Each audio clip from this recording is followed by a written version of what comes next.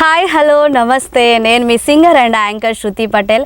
మరి మీ అందరి కోసం కూడా ఒక కొత్త యూట్యూబ్ ఛానల్ స్టార్ట్ చేస్తూ మీ ముందుకు రావడం జరిగిందండి.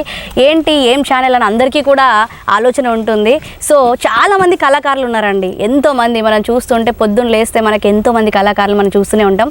కానీ చాలా మంది కొంతమందికి తెలియదు అసలు, అంటే కెమెరా ముందుకు రాని వాళ్ళు కూడా చాలామంది ఉంటారు.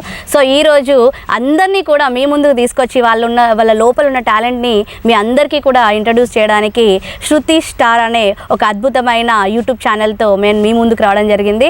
సో ఈరోజు ఎవరు ఆ గెస్ట్ అని మీ అందరు కూడా వెయిట్ చేస్తున్నారు కదా. హాయ్ అన్న, నమస్తే.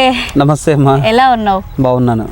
మరి ఈరోజు మన దగ్గరకు వచ్చిండు మన సతీష్ అన్న. గొప్ప సింగర్ అండి, అసలు ఎంత చక్కగా పాడతారంటే అసలు అన్న పాడుతుంటే నిజంగా మన బాలసుబ్రహ్మణ్యం సారే పాడుతుండా అనిపిస్తుంది. మీ అందరికీ కూడా తెలుసు బాలసుబ్రహ్మణ్యం గారు ఎంత ఫేమస్ సింగరో. సో ఈ అన్న కూడా ఏమంటే జూనియర్ బాలు అంటారు అందరు కూడా. సో అన్న ఒక్కసారి నీ గురించి మా వాళ్ళకి ఒక్కసారి ఇంట్రొడక్షన్ చెప్పేస్తే బాగుంటుంది. ఓకే, తప్పకుండా. అందరికీ నమస్తే అండి. నా పేరు సతీష్, చింతగట్టు గ్రామం, అది హసన్పర్తి మండలం, హన్మకొండ జిల్లా. అక్కడే ఉంటాను. నేను 6వ తరగతి నుంచి పాటలు పాడడం మొదలుపెట్టాను. దానికి మెయిన్ కారణం మా స్కూల్లో గురువు గారు గడ్డం రాజమౌళి గారు ఉన్నారు. వారిని కూడా చూపించే ప్రయత్నం చేస్తాం, ఇక్కడే ఉన్నారు. ఓకే అన్న, మరి మీరు చిన్నప్పటి నుంచి సాంగ్స్ పాడుతున్నారు కదా, అంటే మీకు ఫస్ట్ ఎలా వచ్చింది ఈ ఆలోచన? అసలు పాట అంటే ఒక పాట నీలో దాగుందని ఆ ప్రయత్నం ఎవరు బయటికి తీసిర్రు అసలు, లేకపోతే నువ్వే బయటికి పాడడం స్టార్ట్ చేసావా? ఎవరైనా ఎంకరేజ్ చేశారా? అంటే నేను చిన్నప్పటి నుంచి పాడుతున్నానమ్మా, నాకు అలవాటు బాగా పాడడం. అందరూ దారి పొంటి పోయే వాళ్ళు వచ్చే వాళ్ళందరూ పాడుతుంటే ఏమన్నారంటే పిచ్చోడా ఇది ఊకే పాడుతున్నాడు అని చెప్పేసి వాళ్ళు అనుకునేది. వాళ్ళు ఏమనుకున్నా సరే నేను పాడుతూ ఉన్నాను. 6th క్లాస్లో నేను వెళ్ళినప్పుడు గడ్డం రాజమౌళి అనేవారు ఉన్నారు, ఒక గురువు గారు. తన ప్రోత్సాహంతో నేను పాడి సంగీతం నేర్చుకొని చేయడం జరిగింది. సంగీతం కూడా నేర్చుకున్నారా? ఓకే. ఇప్పుడు మేము చూస్తూ ఉంటాం అప్పుడప్పుడు మీరు చాలా ఈవెంట్లలో ఎప్పటికీ బిజీ ఉంటూ ఉంటారు.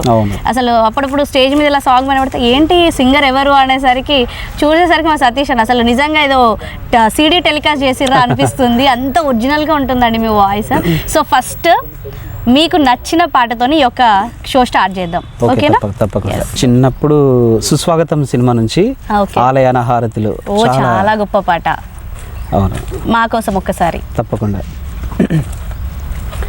ఆలయాన హారతిలో ఆఖరి చితి మంటలలో రెండిటిలో నిజానికున్నది ఒకటే అగ్నిగుణం, ప్రేమానే పదాన ఉన్నది ఆరని అగ్నికణం, దీపాన్ని చూపెడుతుందో పాపాన బలి పెడుతుందో, అమృతమో హాలాహలమో ఏమో ప్రేమ గుణం, ఏ క్షణాన ఎలాగ మారును ప్రేమించే హృదయం, ఆలయాన హారతిలో ఆఖరి చితి మంటలలో. సూపర్, ఎంత చక్కగా పాడారండి అసలు నిజంగా. అందుకే మీ వాయిస్లో ఏదో మ్యాజిక్ ఉంది అసలు. యా. సో దాని తర్వాత అంటే మీరు చిన్నప్పుడు తర్వాత ఇప్పుడు ఒక స్టేజ్ సింగర్గా మంచి పేరు సాధించుకున్నారు, మీరు సంపాదించుకున్నారు. సో ఈ స్టేజ్ అంటే ఆర్కెస్ట్రాలోకి రావాలనే ఆలోచన ఎలా వచ్చింది? మీ స్టడీస్లో ఉన్నప్పుడు ఏమన్నా అంటే చదువుకునే టైంలో ఏదైనా ప్రోగ్రామ్స్ ఇట్లా చేశారా? చదువుకునే టైంలో ఇంటర్మీడియట్ చేస్తున్నప్పుడు సంగీతం నేర్చుకున్నాను, కర్ణాటక సంగీతం నేర్చుకున్నాను. క్లాస్కి వెళ్ళాను. అప్పటి నుంచి పాడడం అలవాటు నేర్చుకున్నా. అప్పటి నుంచి స్టేజ్ ప్రోగ్రామ్స్ ఇవ్వడం, జానపదాలు నాకు వచ్చిన జానపదాలు పాడుతూ స్టేజ్ పర్ఫార్మెన్స్ చేయడం మొదలుపెట్టాను. సరే, మరి చదువుకుంటూ నువ్వు పాటలు పాడుతుంటే ఇంట్లో ఏమన్నా అన్నారా? అంటే ఎంకరేజ్ చేశారా? ఎందుకు ఈ పాటలు అన్నారా? చేశారు. కొంతమంది వద్దంటారు కదా. అంటే అమ్మ నాన్నకు అంతగా తెలియదు. నేను కాలేజ్కి వెళ్ళి కాలేజ్ అయిపోయిన తర్వాత అటు నుంచి హన్మకొండ నుంచి వరంగల్ వెళ్ళి సంగీతం నేర్చుకుని మళ్ళీ రాత్రిపూట ఇంటికి వచ్చేది. రెండు బ్యాలెన్స్ చేసుకుంటూ వచ్చాను. రెండు బ్యాలెన్స్ చేశారు కాబట్టి ఈరోజు అన్న లైఫ్ చాలా బ్యాలెన్స్ ఉందన్నమాట. సో నెక్స్ట్ అంటే ఇప్పుడు ఈ చిన్నప్పుడు దాని తర్వాత మీకు మంచిగా నచ్చిన పాట, మీరు ఎప్పటికీ పాడుకునే పాట ఏం పాట? బాలు గారు పాడిన కోకిలమ్మ మూవీ నుంచి పల్లవించవా నా గొంతులో అనే పాట నాకు చాలా ఇష్టం. మీకోసం ఆ పాట ఒకసారి పాడి వినిపిస్తాను. ఓకే, తప్పకుండా. ఓకే. పల్లవి కావా నా పాటలు ప్రణయ సుధారాధా,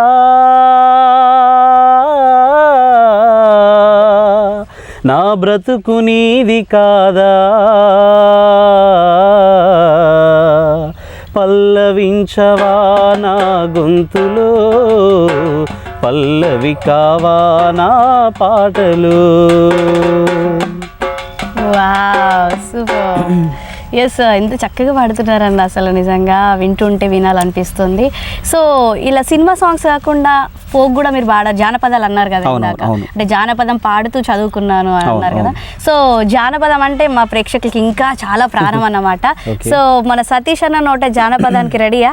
సో వాళ్ళు రెడీ అండి. సో మీరు కూడా మంచి జానపదం. ఓకే, తప్పకుండా.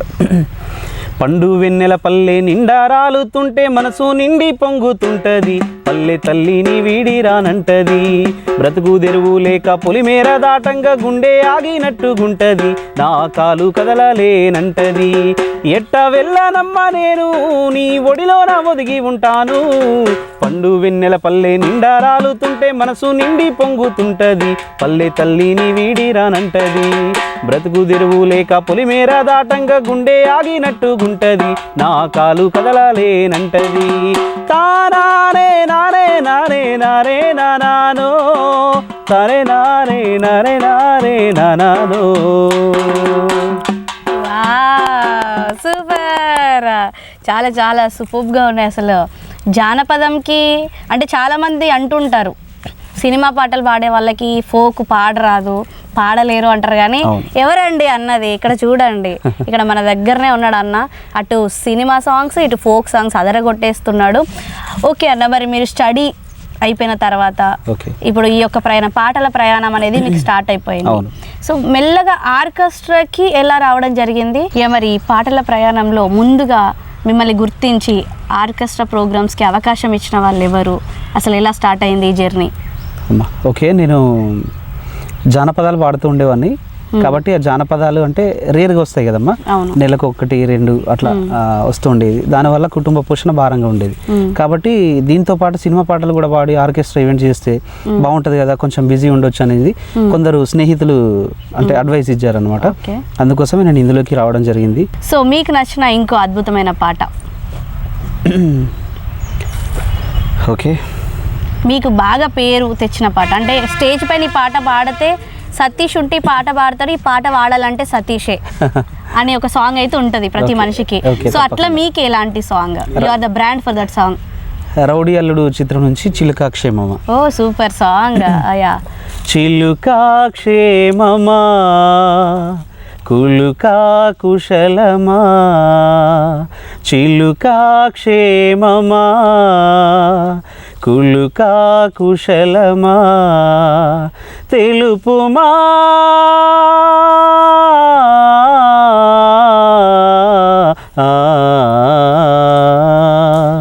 సఖుడా సౌఖ్యమా, సరసం సత్యమా, పలుకుమా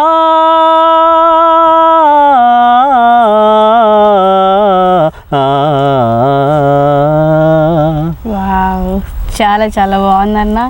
ఎక్కువ మీరు సినిమా సాంగ్స్ ఎక్కువ పాడుతూ ఉంటారు కదా, సో ఇలా పాడుతూ పాడుతూ ఎప్పుడైనా ఆలోచన వచ్చిందా పాట రాయాలి అని? ఆలోచన వచ్చింది, కాకపోతే కొన్ని సందర్భాల్లో పేపర్ పెన్ను పెట్టుకొని కూర్చున్నాను, కానీ రాయడానికి రావట్లేదు.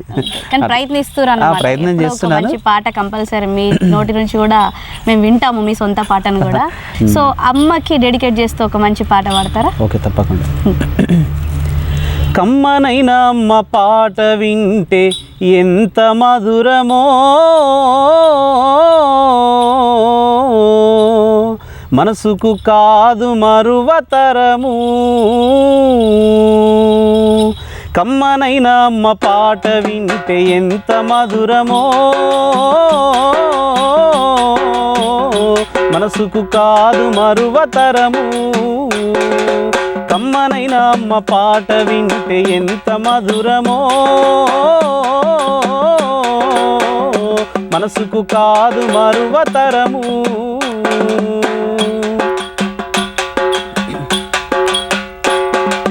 తల్లి గర్భగుడిలో ఉన్నప్పుడు, రక్త ముద్దయి ఎదుగుతున్నప్పుడు, నవమాసాలు నిండుకున్నప్పుడు, అమ్మాయిగా నేను కడుపులుండన్నప్పుడు,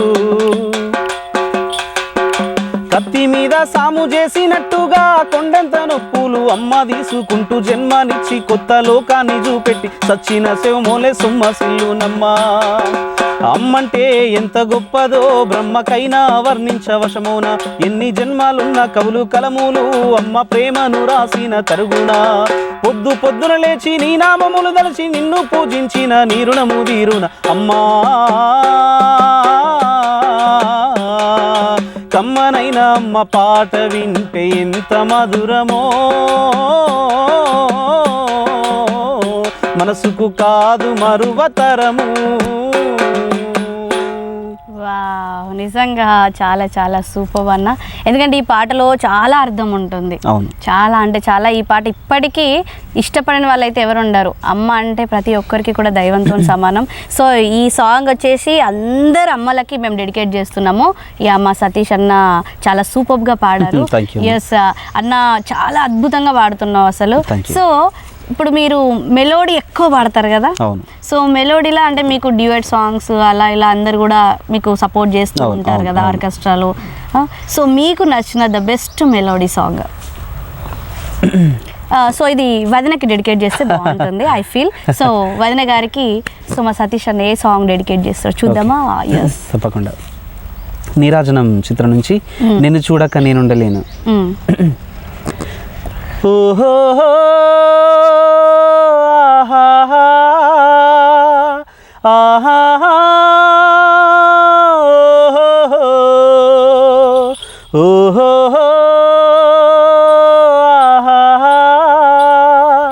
ఆహా ఏ హరివిల్లు విరబూసినా నీ దరహాసమనుకుంటినే, ఏ చిరుగాలి కదలాడినా నీ చరణాల శృతి వింటినే.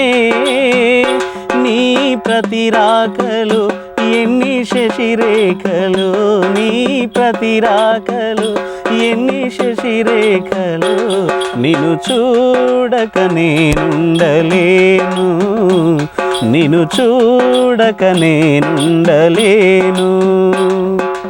ఈ జన్మలు మరి ఆ జన్మలు, ఈ జన్మలు మరి ఆ జన్మలు, ఇక ఏ జన్మకైనా ఇలాగే నిన్ను చూడక నేనుండలేను, నిన్ను చూడక నేనుండలేను. సూపర్. అసలు వదిన గారి పేరేంటి? ప్రవళిక. ప్రవళిక వదిన గారు, చూసారా ఎంత ప్రేమ మీరు అంటే, ఎంత అద్భుతంగా అసలు చాలా చాలా మీనింగ్ఫుల్ సాంగ్. సో అద్భుతంగా వాడారు, ఎంత ప్రేమ ఉందన్నమాట. యా, ఆఫ్ కోర్స్ ఉండాలి కదా, అంతేనా? యా, ఎందుకంటే వాళ్ళు అంత అర్థం చేసుకుంటారు కాబట్టి నువ్వు ఈ మాత్రం డెడికేషన్ చేయకపోతే ఎలా? నాకు చాలా సపోర్ట్ ఇస్తుందమ్మా. ముఖ్యంగా చెప్పాలంటే చెల్లెలు, నా కుటుంబంలో ఒకరుగా ఉంటుంది చెల్లె అంటే కూడా మాకు చాలా అభిమానం. మంచి యాంకర్, తను కూడా ఫోక్ సింగర్. ఇంత చక్కటి అవకాశాన్ని మాకు ఇచ్చిన శృతి గారికి, అదేవిధంగా శృతి స్టార్ ఛానల్ వారికి మా హృదయపూర్వక ధన్యవాదాలు. థ్యాంక్ యూ అమ్మా. థ్యాంక్ యూ అన్న, థ్యాంక్ యూ. ఇలాగే మళ్ళీ వస్తూ ఇలాగే చక్కటి సాంగ్స్ పాడుతూ ఇంకా ఉన్నత శిఖరానికి మీరు వెళ్ళాలని మనస్ఫూర్తిగా కోరుకుంటూ, మీ జూనియర్ బాలు అనేది ఒక పేరు ఎలా వచ్చిందో అది బ్రాండ్ అయిపోవాలని మనస్ఫూర్తిగా కోరుకుంటున్నాను. థ్యాంక్ యూ అండి, థ్యాంక్ యూ సో మచ్. చూసారు కదండి, మరి ఈరోజు మన సతీష్ అన్న అదరగొట్టేశారు.